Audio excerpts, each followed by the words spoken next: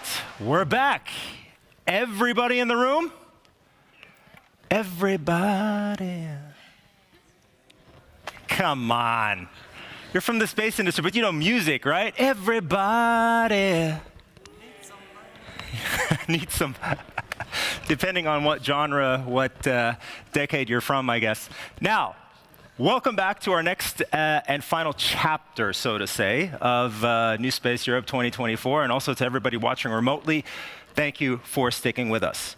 We're going to talk about from the idea to the market, or how to get launched in space. And maybe I should start with a question. Like, what could be reasons to start a space business? Just shout it out. Don't worry, I'm not going to bring you on stage or anything.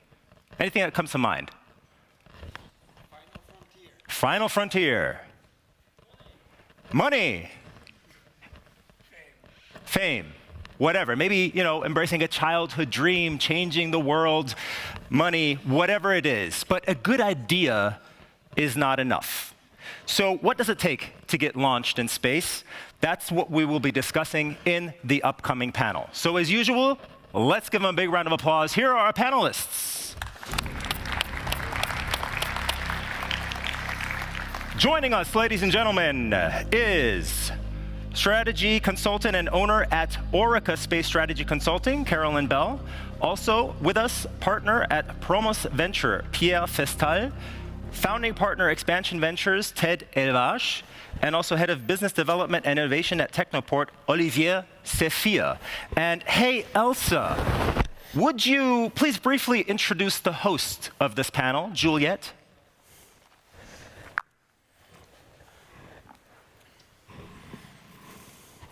Please welcome Juliette Pertuy, our moderator for this session. Juliette is an experienced leader known for her talent in facilitating engaging and insightful discussions. With a strong background in relevant field or expertise, she brings both expertise and a dynamic presence to her role, ensuring that conversations are not only informative, but also inspiring for all involved. No pressure, Juliette. The stage is yours. Have fun. Thank you, Chris. Well, that was quite an intro. I'm not sure I'm going to make it up to this, but if not, I will just hand over the mic to Elsa then, because she does it very well. So thank you all for being on stage with me. And so I hope the day has been good so far. Yeah? Yes, okay, all good. Now we have quite a challenge because it's 4:30 and everybody just wants to go for coffee, and because it's a long day, we have to be a bit more entertaining. So I count on you guys to do it with me. I've had a list at the I've had a look at the registration list earlier, and I feel that we have lots of founders and entrepreneurs in the audience that could actually join on stage to give us as well their feedback on what it takes to get launched in space. But as the idea was more to get some insight from the people teaming up with these founders on what it takes to be in space, we'll just ask them to write down their questions for later, maybe. And also, if you are joining us online, please feel free to ask your questions in the chat. I think I'd like to start with maybe one question to all of you.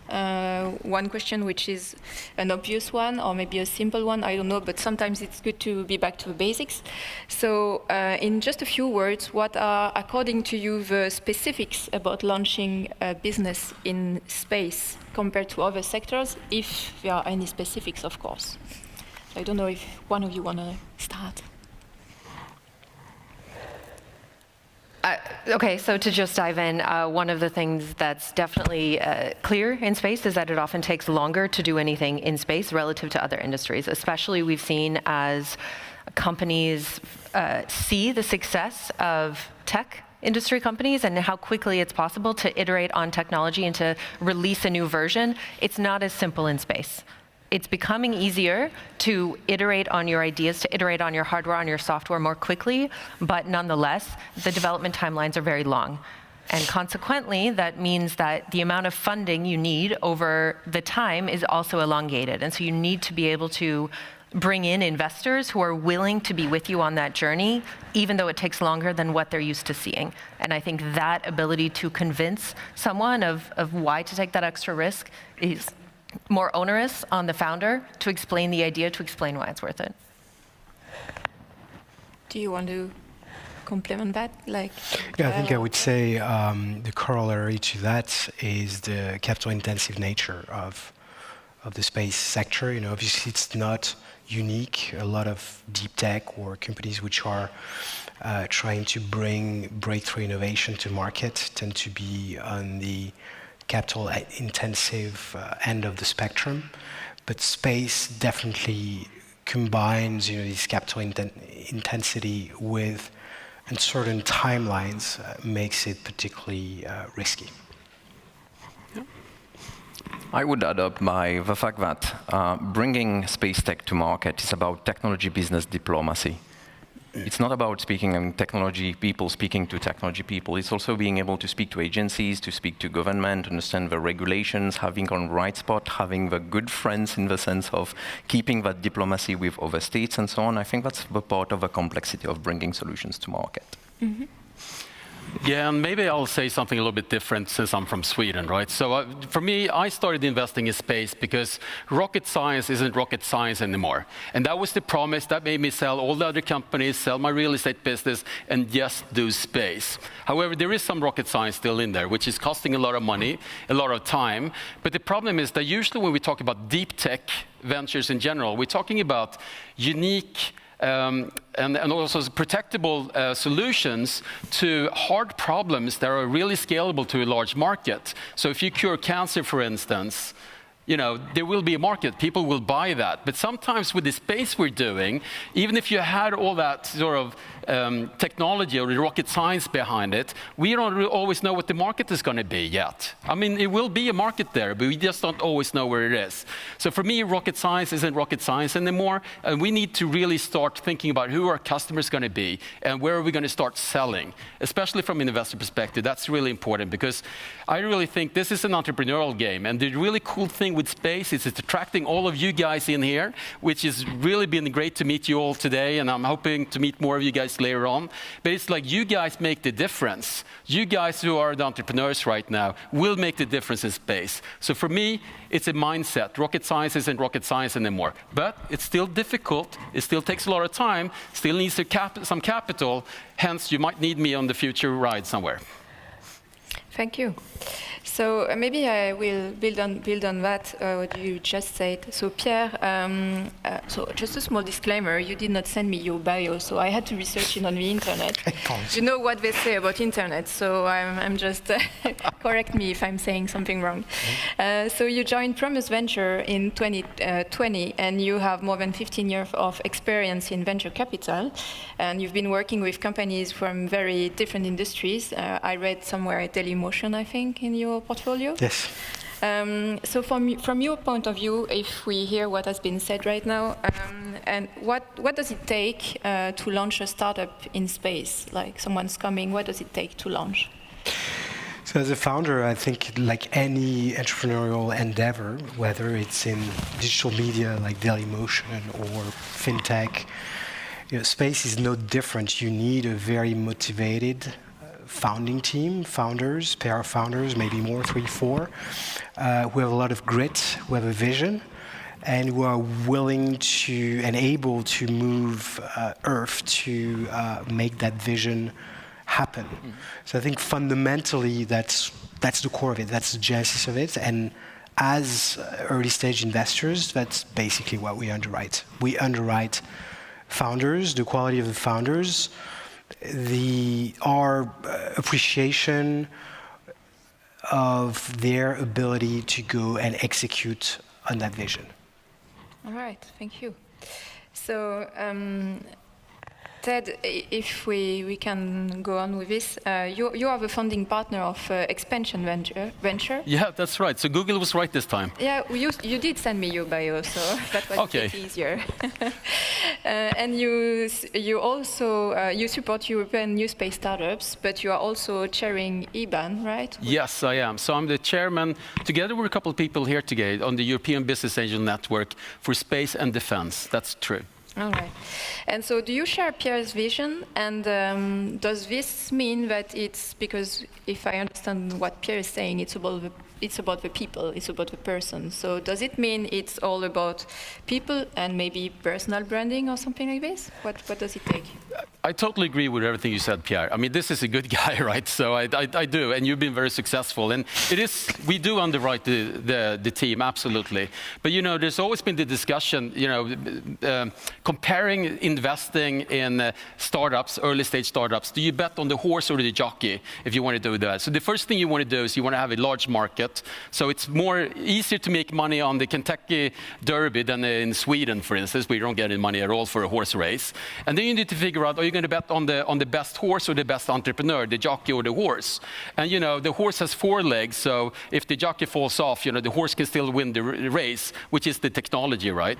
But without the jockey, the horse will probably run the other way around. So the answer is really, we need good jockeys, but we also need good ideas, you know, the horse. So if the innovations you come with, we'll evaluate them, but on the way, just to Pierre's point, you probably will pivot on the way, and we know this already. Not because we know exactly with your case, but we've just seen it happen over and over again. So yes, absolutely. I think that's really important. And coming back to the EBAN, the European Business Angel, for us it's really good that you have a mentor with you, an advisor that actually takes you, because sometimes when we give the money to a team who've never done this before, it's like, what are you going to do with the money? Are you going to party like hell for like 3 months or something coming back? Or will you actually build something that will actually be a milestone? And if you have a business angel, will you already from the beginning, or a trusted advisor, it's much easier for us to underwrite that check, I think. Okay, so it's not about the people only, but about who you surround yourself with, right? Yes, absolutely. I mean, and here's the problem with, I mean, one really cool thing with space tech founders is that you guys come in from all over the world and hopefully never knew anything about space. If you look at Peter Beck, for instance, I mean, he didn't come from the space industry. Elon Musk didn't come from the space industry. You guys, I mean, and if you came from the space industry, you actually have an advantage. But you need to surround yourself with good advisors and things. So it's not, this is really not a one-man band or one-woman band. I think you said that, Pierre. We're looking at a team, absolutely, including advisors. Thank you very much. Okay, so I feel we've been having a lot of the investor side perspective here now, and maybe a lot of men speaking, so I'll head back to Caroline. You started your career in astrobiology before focusing on space industry growth and diversification. And you have expertise in space sustainability and emerging satellite application, among other things. I remember talking a couple of years ago to Jean-Jacques Dordain, the former director of the European Space Agency, and he was telling me, well, you know, I have a basic principle. The one who knows does, the one who pays decides. So I found it interesting, and I wanted to share that. How would you say this applies in launching in space, and how does this impact the way you actually run your business as a startup? What do you think? Yeah, there are a lot of different ways to interpret that statement, Jean-Jacques, and different ways to apply it. I think if we look at it in terms of the one who pays decides, to me that sounds really interesting when I think about how startups are choosing to fund their businesses and who they're bringing to the table to help them make those decisions, right? That can be done through advisors. Angel advisors is a wonderful, piece to have as you're starting the company. But as you're bringing on different investors, depending on the structure of that, perhaps they have a seat on the board, right? When they join the cap table, depending on how strong that placement is, they can have that impact on the decisions that you make. And I think it's important for founders to keep that in mind, because the objective of the investor may or may not be the same as the objective of the original founder and the direction they want to take it. And so having an openness and an awareness that the more people you bring in, the more perspectives you get. Very helpful, very good in decision making to have diverse perspectives, but it also may direct you to go one way than what you would rather do, if that makes sense. I see you nodding a lot, Ted. Yeah, no, I totally agree. I just got to say, I really agree that sometimes you get an investor because you need the money, and at some point you maybe take on an investor that can be an investor from hell. You know, it's like you're riding the car and the guy sitting in shotgun is like changing the radio channel, you know, pulling the brakes or whatever. You know, the trick there is to, you know, stop the car and throw them out and go on. Because I totally agree with you. This is who's making decisions, and it's really the founder's vision needs to be there, especially in the beginning. I totally agree with what you just said. So do you advise not to take investors? No, that's not what I'm saying, but I'm saying that you need to have a match. You know, this is just like, you know, anything. We're going to work very intensively together, and, you know, sometimes investors like myself confuse, and even worse, I used to be an entrepreneur, you know, so maybe I have an opinion about how you should run your business. I mean, that's really scary because I haven't run a business for, you know, 10 years, so I probably shouldn't be saying anything. But since I invested, I might have an opinion, and sometimes that opinion is not really valid. That's all I'm saying. But you should still take in the investors, though. Well, and by the way, we're fun. And it's also more than money that they can bring to the table, right? Yes. So not to totally throw against investors, right? The money is very valuable, but you also want to be looking for an investor who's a partner with you in building the business and bring something to the table that you don't have perhaps on your founding team, right? Whether that is a better understanding of the industry, if you're someone coming from outside of space within, or whether they have the ability to provide introductions to the important customers or decision makers you need to have access to. So these other pieces are also important as you consider bringing someone into the team.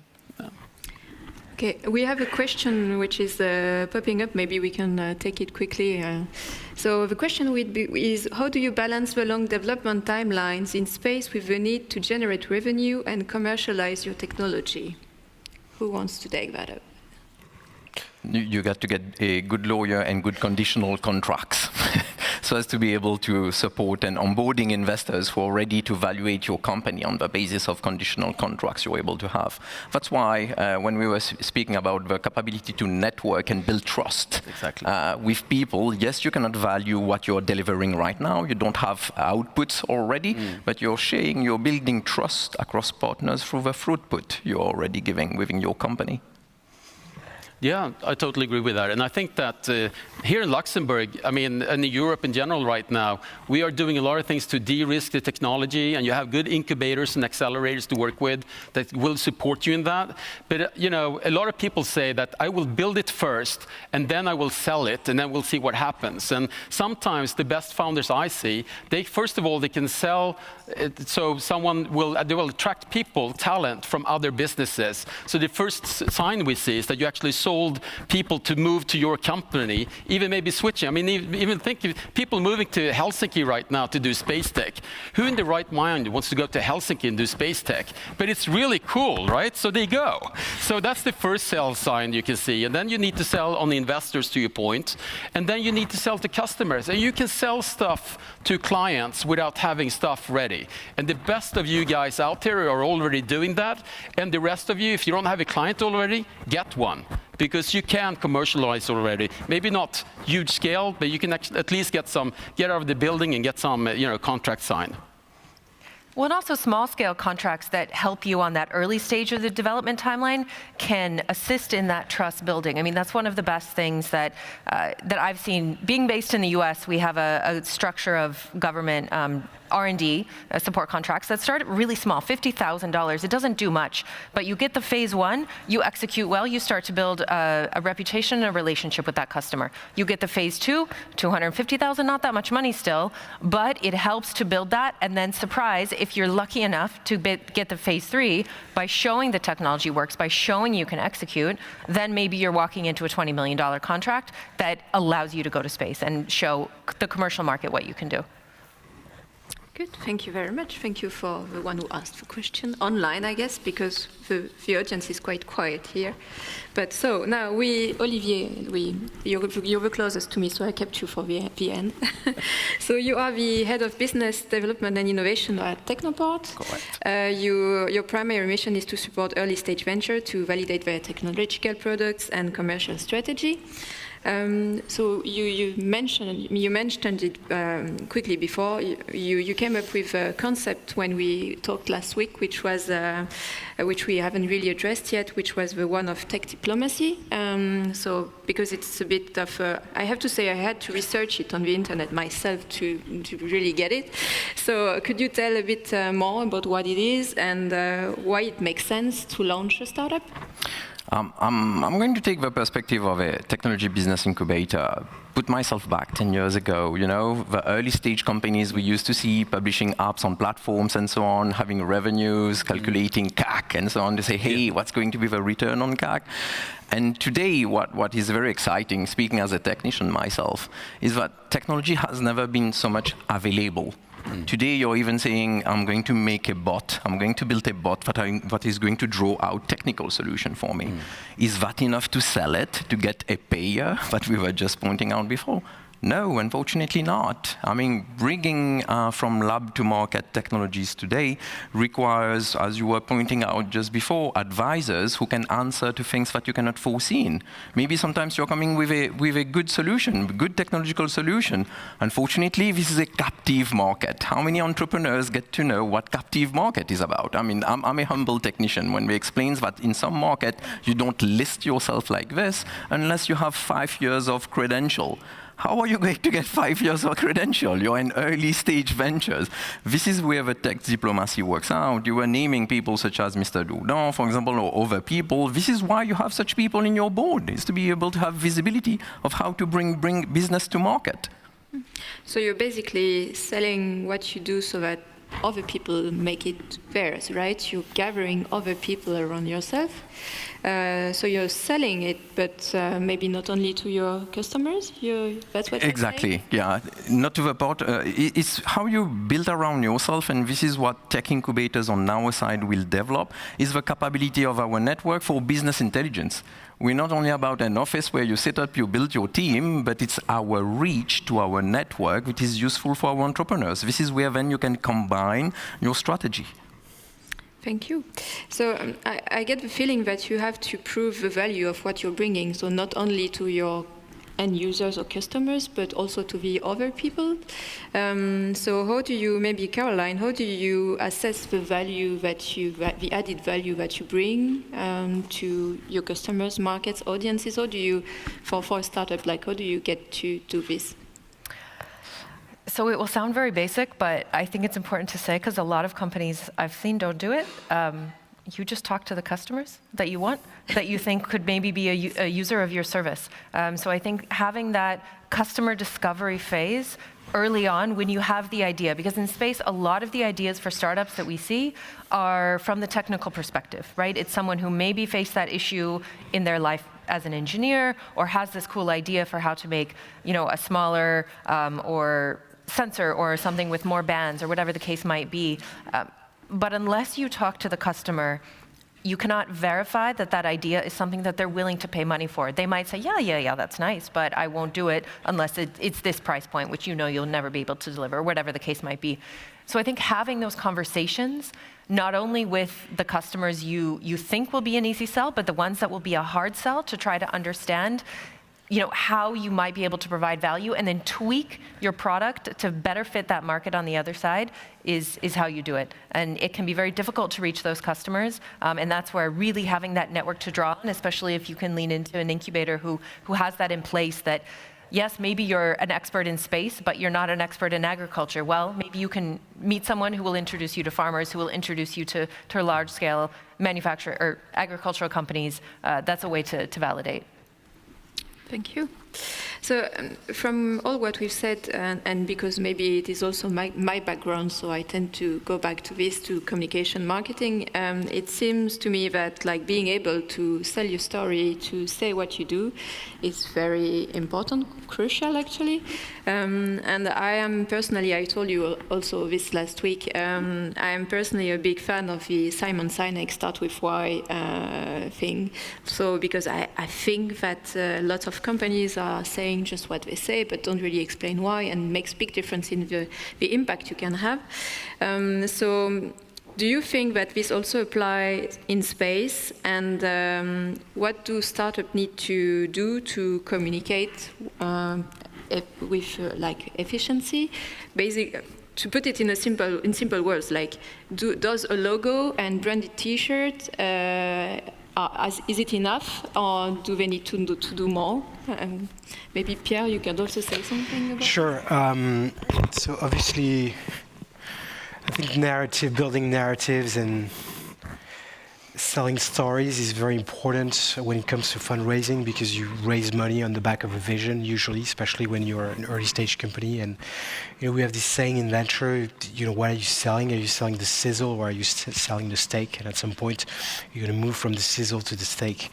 But at the end of the day, it's all down to execution of business. So you can tell great stories and all you want, but the market will eventually assess you on the back of your execution.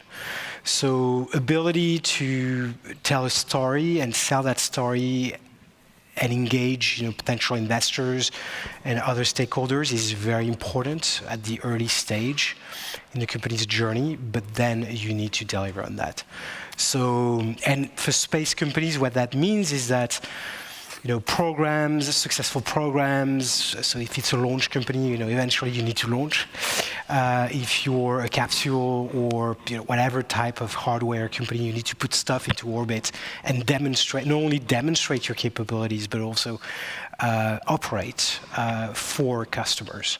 So T-shirts and swag and all that stuff is great, but you also need to back it up with actual real execution. At the end of the day, you're in the business of building a business, and a business is all about execution, making money, being commercially active. Does any one of you want to react on this?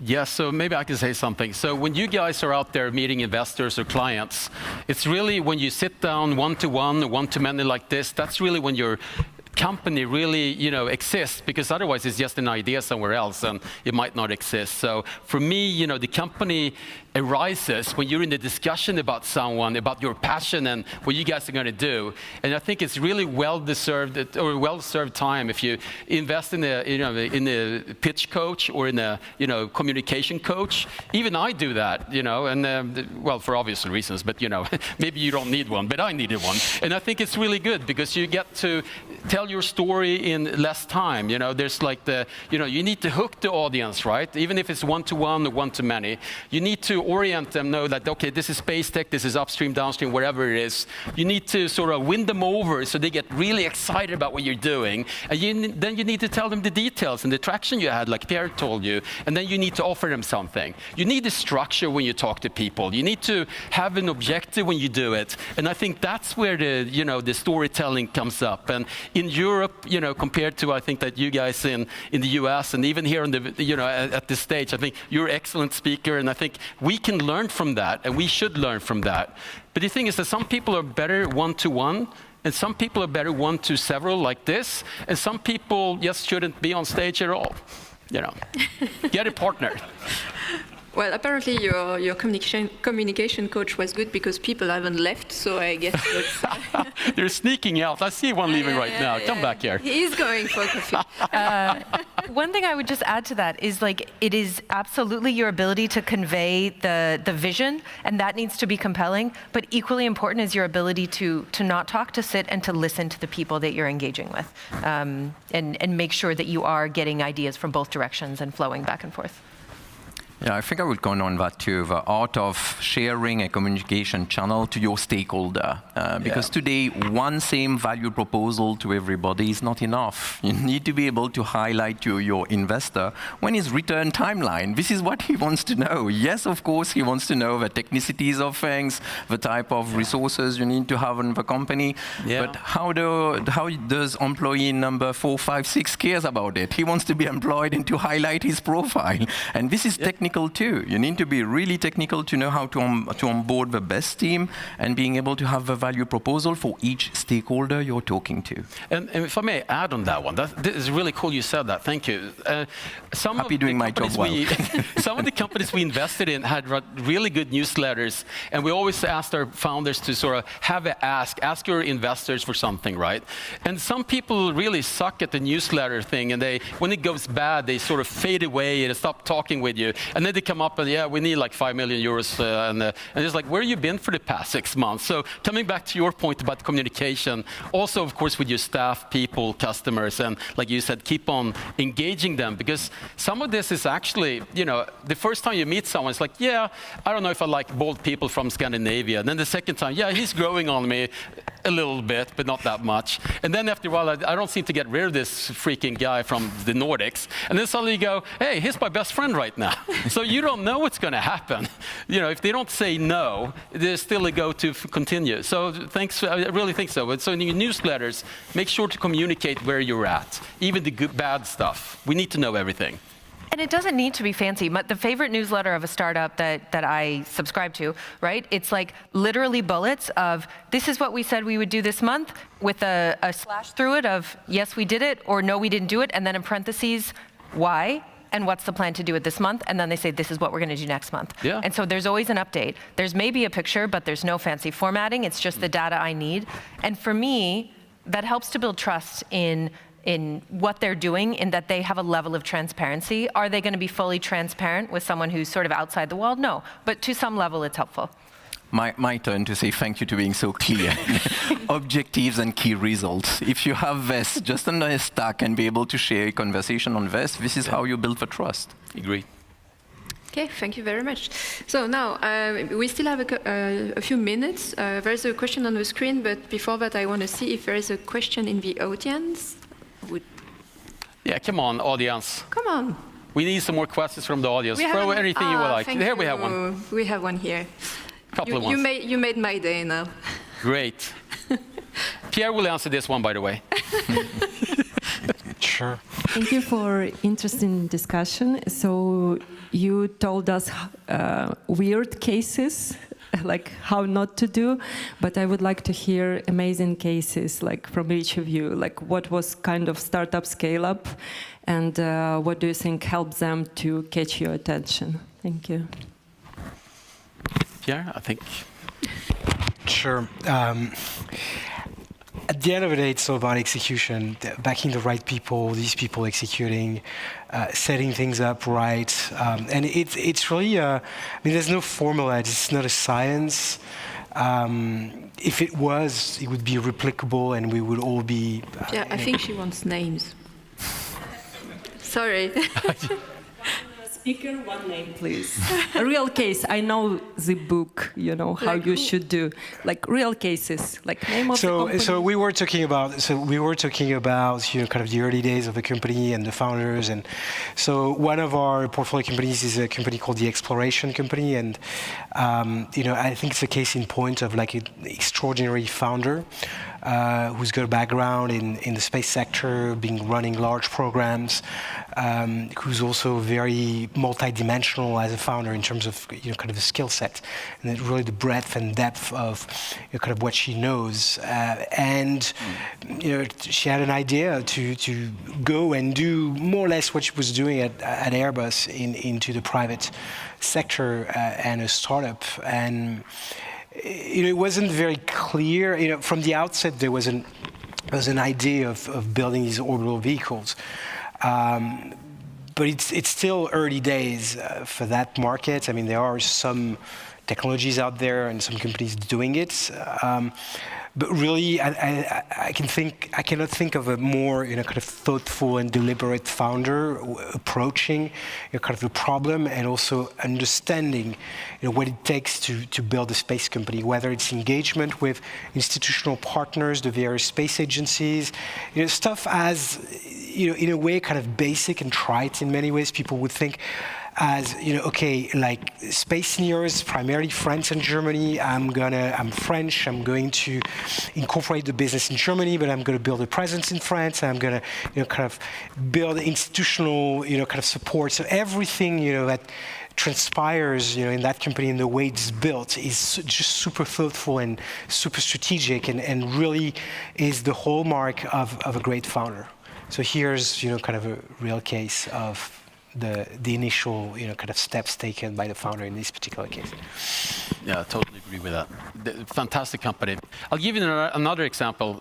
Talking about moving to Finland. So Reorbit is the Finnish satellite builder, software first. The first thing I was thinking about what you guys were talking about is that, they came to industry, and industry said, you can't do this software first. Why would we do this software first? Well, because they can build satellites 3 times faster than anyone else, 70% cheaper than anyone else. So maybe that's the reason. But for us to invest, we look at traction, like you said, they have to do things. And when we came in already in the pre-seed stage, they had sales for like over 30 million euros. Without sending anything to space, without even building software, without, I didn't even know if he knew what he was doing or not. But he seems like he was knowing what he was doing. So that's a good example of someone actually sold before they actually build it. And after that, they just executed on that together with their clients, working together with industry. So that's another example. Caroline or Olivier, do you have an example? Okay, so yes, I have an example, which I will give, but I also think it's important to think that there's no one perfect company, and so there are a lot of companies that I can think of that have done little pieces of it well, but maybe not the whole package. And that's also just part of how business works, and to be incrementally improving on those areas that you're not excelling in, but some are very good in some and not as good in others. But one company that I do like more holistically is Exolaunch, so based in Germany. I am very intrigued by how they've been able to gradually build a business, right? It's 10 years old. People don't normally think about that. They've bootstrapped it, they've developed it from the ground up, and they have sustainable revenue. They have the whole time. It'll be interesting now to see where they go, because the market that they deliver on is changing a lot. So they might have to shift their strategy. But up until now, I think they've built a good business over time. Quick example from cybersecurity, an alumni of the Technoport incubator. Very interesting use case when entrepreneurship is about choice. Doesn't mean it's easy. Very difficult use case. You're an early stage almost company. Cybersecurity is great because you live on your code. Okay? Then we said you give your incubator playbook, or you have to go and see the investors and so on, and then the entrepreneur tells you why. So that you can get money to develop the market and so on. Well, I'm speaking to people such as Oracle already, and if I make it with Oracle, should I continue speak to investors? My logic at this time was to say, of course, you need to still speak to investors. And these people told me, I will take the choice not to do it. And guess what? They exited at that time, being able to, their employees to revenue ratio was 5 million revenue per employee. They were 20 at this time. Choice is interesting, and to see how you're able to bring performance in your given market, investor or not. This is a choice again, but the choice was exiting at this point. I see this type of use case very interesting, whether I'm going in any schematics or linear roadmap. Cool. Yeah. Thank you. Did it answer your question? Okay, good. We just have 1 minute left, so maybe we take the... Already. We want more. we maybe just take the question on the screen. It's a very general question, but maybe you can just say a word. So what do you see as the most exciting trends and developments in the space economy over the next 5 to 10 years? So I don't know if one of you wants to say something about this. Ladies first, maybe? Yeah, we'll leave that to the strategy consultant. Yeah, so for me, it's the industry reaching a point at which we can do plug and play for new applications using space. Because right now, if you have an idea for a payload and a service you want to provide, it's still a huge hassle if you can even find a good manufacturer who delivers what you want on time, and then you need to find a launch provider, more and more difficult, and then you need to do all the operations. So right now, there's still a very big threshold to being a player in space. I think we need to be close enough to how the terrestrial economy works that if you have an idea, the infrastructure is there, and you can implement it much more easy. And I think we're getting there over time. Thank you. Yeah, I can say something. So of course I can say something. I'm from Sweden, right? So I think from my perspective, I met someone at a bank once and they said, Ted, why are you focusing on space? It's such a small niche, you know. And I'm like, yeah, it's just only the whole freaking universe, isn't it? Like, do you do solar panels? Yes, we do. Well, guess where the sun resides, right? So how can you do sustainability ignoring 99.9% of the solar system? That's just beyond my fact. And you know, space, by the way, keeps on expanding. That's when she said, well, you know, where this conversation is going, so we're done. But I think from my perspective, expansion is the real big thing for us. Because when we can get every single company out there having a space data officer or a space officer and understanding on the demand side how they can leverage space data and space, you know, infrastructure for the benefit of Earth and humanity, that's what we need. So for me, all those kind of applications where all the other industries can come into what we're doing here, that's really interesting for me. Thank you very much. I think that would be the closing word. So our time is up, so thank you. And if you wish to connect with panelists, I guess you'll stick around a bit more. Oh, you bet. Oh, well. We'll be up here. Of course. Thank you very much. All right, thank you.